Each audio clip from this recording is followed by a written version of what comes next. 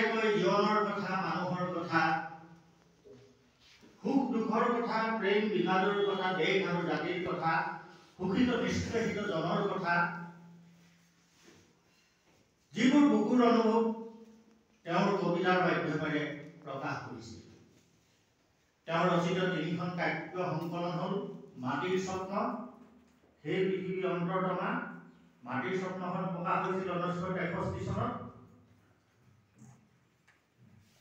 তাৰপিছতে সেই পৃথিৱী অন্তৰ্তমা 1985 চনত, কোমল কান্তাৰ 1994 চনত। তেওঁৰ ৰচিত উপন্যাস ক্ৰমে স্বপ্ন, হৃদয় নদী, সমুদ্ৰ হুৰুৰ আৰু বিশল্যকৰণী। একমাত্ৰ গল্প সংকলনখন হৈছে কেয়ামন, যিখন কেয়ামন মই 8ম 9ম শ্ৰেণীত থাকোঁতে পঢ়িছিলোঁ।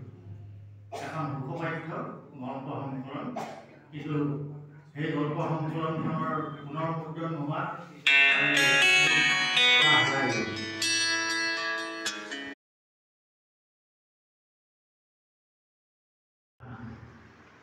সেইকাৰণে কৈছে যন্ত্ৰণাক তেওঁ খুব সহজভাৱেই গ্ৰহণ কৰিছে।